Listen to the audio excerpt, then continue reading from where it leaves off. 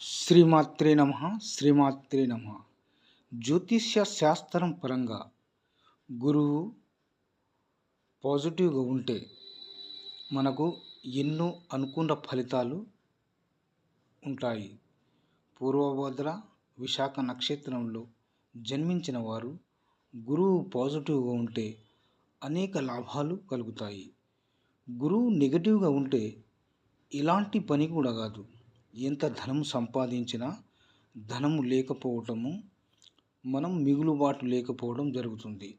అదే గురువు కనుక పాజిటివ్గా ఉంటే గురువు బలం పెరిగి మనకు లగ్నము, ఐశ్వర్యము, ధనము, సంతానము ఎన్నో విధాలుగా లాభాలు కలిగి ఉంటాయి.